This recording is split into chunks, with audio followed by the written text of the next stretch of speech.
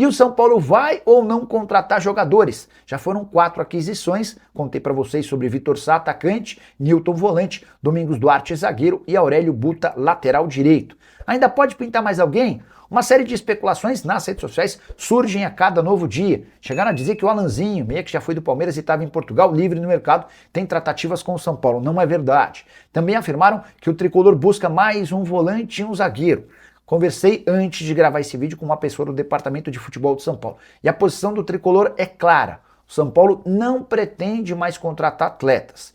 Isso só vai mudar se o São Paulo perder algum jogador vendido, como por exemplo o Bobadilla. O tricolor espera por ofertas pelo volante paraguaio, ou então se surgir uma baita oportunidade de mercado. Alguém que chegaria de graça e muito barato e que tivesse avaliação positiva do técnico Dorival Júnior. Nesse momento, não há busca por reforços. O São Paulo passa por uma enorme crise financeira e precisa diminuir sua folha salarial, até por isso avançou para a liberação de graça de Tapia para o Columbus Crew. O atacante chileno, que tinha negociações já há alguns dias com o time americano, o São Paulo topou emprestá-lo sem custos e com a opção de compra de $1,5 milhão. Agora resta que o Tapia se acerte do ponto de vista salarial com o Columbus Crew, se isso acontecer. Mais uma baixa no tricolor que vendeu ou liberou nos últimos dias, também por empréstimo com opção de compra, o zagueiro argentino Alan Franco. Os argentinos do Tigre, né, que é um time pequeno da Argentina, com 15 ônibus indo para o jogo do Uruguai. Como disse você, nem era um jogo tão importante assim. Ó, um recado importante para vocês aqui, hein? Hoje tem de primeira a 1h30 da tarde, ao vivo, no YouTube do UOL Sport e no canal UOL, apresentação da grande Fabiola Andrade e com grande elenco também. Então, 1h30 da tarde tem de primeira ao vivo para vocês aqui no YouTube do UOL Sport e no canal UOL. Muito bem, no Campeonato Brasileiro, quem entra em campo hoje é o São Paulo, mas entra com costas pesadas ali, porque, Gabriel, ontem o São Paulo apresenta o Vitor Sá chora de emoção porque está jogando no São Paulo, falou do irmão dele, que ajudou muito ele na carreira e tal. São Paulino de coração, de arquibancada, adora o São Paulo, tá chegando o Vitor Sá, pode ser até que seja aproveitado no jogo de hoje. 45 minutos depois, sei lá, no máximo 1 hora depois, São Paulo foi notificado e está sob transfer ban. Por quê? Porque não pagou a primeira parcela, não é a 12ª, tá? A primeira parcela da compra do Marcos Antônio. Terceiro transfer ban da história do São Paulo, o terceiro sob esta administração, Casares Macis. Ah, não, mas o Casares caiu. Não, mas é a mesma administração, ele era o vice do Casares. Situação, hein, Gabriel? Exatamente, é um baque grande para a história do clube, né? Porque essa manchete, transfer ban São Paulo, nunca antes tinha sido vista, né? Até 2025 era um fato inédito, na história do clube, né? 2 na era Casares, negócios que ele fez no seu primeiro mandato e jogou para o segundo mandato o pagamento, não conseguiu pagar, isso caiu para ele. E esse negócio, né? Essa gestão era para ser ainda 26 na era Casares, ou seja, ele também não conseguiria pagar muito possivelmente, né? E aí acabou caindo para era Macis agora, que é uma gestão curta, né? Um cara que era vice-presidente, como você bem pontuou. €1 milhão é o valor aproximado dessa parcela, ia ser pago para Lazio. Ontem estavam ali conversando em relação a isso, porque tinha uma dúvida, né? O Vitor Sá foi apresentado e ele estará no banco hoje, hoje jogo da parte da noite contra o Bragantino, né? Mas ontem ele não estava no bid ainda. E aí o São Paulo tinha enviado documentação na parte da manhã, mas ainda não tinha caído no bid, porque demora um pouquinho. E aí era uma dúvida interna. A gente mandou o documento, mas ele não caiu e veio o transfer ban. Ele vai poder jogar? E aí o São Paulo consultou, né, a parte jurídica ali, a CBF, a FIFA, tudo mais, e aí pôde confirmar então o Buta e o Vitor Sá no bid. Então eles podem jogar o jogo de hoje, mas era uma dúvida, e ainda não tem a inscrição do outro zagueiro português, que é o Domingos Duarte, né, que ainda não foi nem anunciado, ainda falta um último documento, mas esse tem uma preocupação porque ontem o São Paulo não pagou, hoje o São Paulo não pagará. Tentam reajustar alguns acordos financeiros ali, né? Então os shows, por exemplo, que tem com a Live Nation, o São Paulo tenta antecipar a receita para poder pagar o dia a dia, né? Então tentam reorganizar alguns acordos financeiros e querem pagar até domingo. Caso não paguem até domingo, não terá Domingos Duarte em campo no Maracanã contra o Flamengo, né? Que é o jogo de domingo. Então é algo realmente muito preocupante, mais um transfer ban, e por esse valor, né, que para vários clubes é muito pouco, 1 milhão de euros, mas que para o São Paulo hoje é um dinheiro que o São Paulo não tem no caixa, e é uma preocupação grande. Arnaldo, uma das frases do Massis, quando ele teve aquele encontro com jornalistas na semana passada, um encontro informal, não foi uma entrevista, mas ele se reuniu com a turma lá e ficou 3 horas conversando com todo mundo, abre aspas, vamos rezar para entrar algum dinheiro. Tipo assim, a gente reza, né? E em direção ao Morumbi, sei lá o quê, e cai uma grana e aí você começa a tocar a sua vida. É assim que está andando o São Paulo. Pois é, né? Essa entrevista informal, talvez ela revele a fragilidade do governo Massis nesse momento e ele, por incrível que pareça, não descarta sair candidato na eleição do final do ano, né? Pela situação.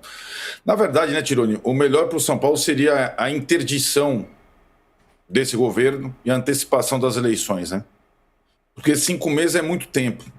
E o Massis, nesse período, tudo que ele falou, prometeu, avisou, ele não cumpriu, né? Ele disse que o Crespo era o técnico, não é mais. Depois disse que o Roger era o técnico, não é mais. Depois disse que o Rui Costa era o dirigente, não é mais. Depois disse que o diretor de marketing era diretor de marketing, não é mais. E assim por diante, né? Ele não tem convicção, não tem confiança, não tem força, não tem credibilidade. É claro que ele herdou terra arrasada, mas ele fez parte do governo, né? Era o vice-presidente. Aí, nessa situação específica, se assemelha ao Corinthians, né? Com um vice-presidente que herdou o governo e tenta se perpetuar no poder, né? Então, essa turma, ela deveria ser varrida do São Paulo, né? E não deveria nem ter chance de pleitear, continuar no comando. E aí a gente vai um pouco nas comparações das alternativas da sua enquete. O que tem de diferente do São Paulo em relação aos outros 3? Santos, Vasco, Corinthians. O São Paulo e o São Paulino não estão acostumados com isso. Eles não sabem viver nessa condição, né? Então, a crise econômica, o caos econômico do Corinthians, do Santos e do Vasco, ele é histórico.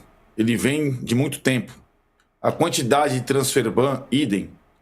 Os desmandos, as brigas contra o rebaixamento, o Z4, ele não é o estranho a nenhum desses outros 3 gigantes. Ao São Paulino é. E quando o São Paulino, que nunca esteve nessa situação, eu nunca vi a torcida do São Paulo tão distante, desiludida. O São Paulino não queria que voltasse. Eu nunca vi um negócio desse. Todo mundo tem saudade do seu time. O São Paulino não queria que voltasse da Copa do Mundo por desencanto. Então, se você começa a preparar, vai ter um jogo, vai ter jogadores novos, tal, aí o São Paulino percebe que o jogo não é na casa dele. Por conta desse acordo maléfico, o pior da história do São Paulo, dos shows.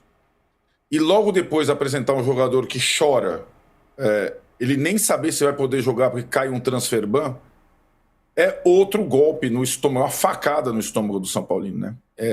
E ele vem sendo esfaqueado há algum tempo.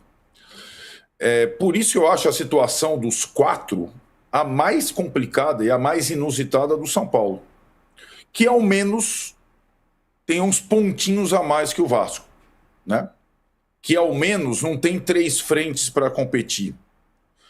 E que ao menos tem um treinador meio acostumado a esse caos em outros clubes que passou. Talvez sejam essas as notícias boas, podemos dizer assim, em relação ao São Paulo, que precisa mudar para não virar um time que vai sempre brigar contra transfer ban e contra rebaixamento. Mudar radicalmente. Não é com essas pessoas que estão comandando o clube que o São Paulo vai mudar radicalmente, né? Com certeza não é. E esses 5 meses vão demorar a passar. E acho que o São Paulino, que ainda tiver alguma ligação com o clube nessa temporada, vai ter que comemorar cada ponto conquistado até chegar aos 45, o mantra de Hernan Crespo. Vamos combinar que talvez a expectativa do São Paulo seja essa mesmo, fazer 45 pontos e o São Paulo está vivendo até o fim do ano, Mauro. O Rafinha fica até o fim do ano, o Massis, a não ser que ele esteja reeleito, fica até o fim do ano, o Dorival Júnior fica até o fim do ano, é isso. O São Paulo fez uma empreitada até o fim do ano aí para se salvar. O que pega, para mim, eu queria ouvir de você, é que não é que, a gente vai até o fim do ano, mas a partir do ano que vem, a gente tá mudando, vai ser outra coisa. Aqui o clube vai ser com outras pessoas. Nem isso Ninguém que tá no sabe, né, na horizonte. verdade, porque desde a saída do Casares, assume um presidente que claramente acho que nunca imaginou estar no cargo, e no momento que as pessoas elas assumem esse tipo de cargo, elas pegam gosto, né? Aí elas querem ficar. Esse é o normal, né? Geralmente é assim, nunca imaginei, mas é bom, né? Aí você quer ficar.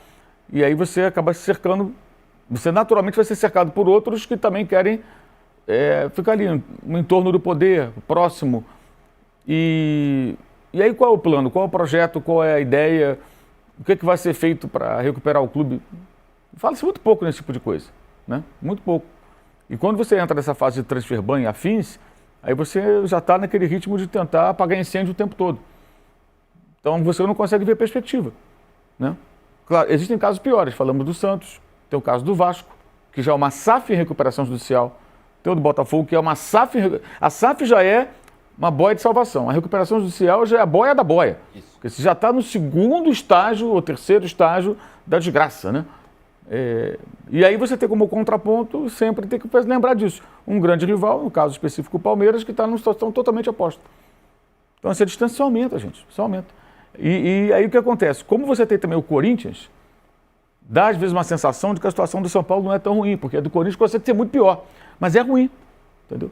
Esse é o caso. E as semelhanças são muito grandes, né? Um ganha a Copa do Brasil, o outro ganha a Copa do Brasil, mas continua endividado, com esse tipo de problema, né? Agora, o transfer ban chegando no São Paulo, que é uma rotina do Corinthians há anos, né? O transfer ban está no noticiário do Corinthians há quanto tempo, né? Já faz alguns anos. O São Paulo está estreando, digamos assim, nessa temporada, nesse tipo de coisa. Teve um primeiro que foi rápido, né? Isso. Aí rapidamente se resolveu, aí esse assunto volta novamente à tona. Como você volta nessa enquete, Gabriel Sá, desses 4 clubes que está aí, quem que deveria se preocupar mais com este ano? Acho que essa enquete vai para esse curto prazo, então o Vasco, né? Porque o Vasco tem um técnico novo, tem toda essa preocupação extracampo, não vai conseguir grandes contratações, né? E tá já na areia movediça que é o Z4. Então, acho que para esse curtíssimo prazo, e tem essas frentes, né? O São Paulo também é forte candidato a essa enquete, né?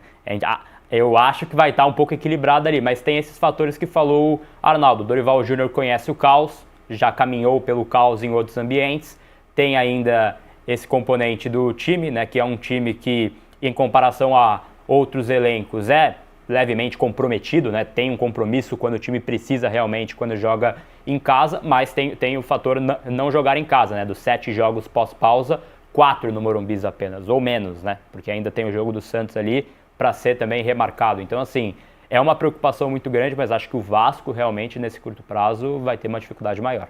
Ontem eu falei uma frase algumas pessoas ficaram um pouco chocadas, mas a gente vai entrar já em outros clubes, vamos falar do Flamengo, que aí é o extremo oposto do São Paulo, né? Mas que o São Paulo, se você olhar o cenário, o São Paulo está hoje mais perto do Vasco do que do Flamengo, na vida, eu estou dizendo, né? Porque ele tem um caos político, ele não tem dinheiro, ele está endividado, ele talvez vire SAF, sei lá o que vai acontecer. Ele não tem nenhuma perspectiva de que isso vá para que esse leme rume em outra direção.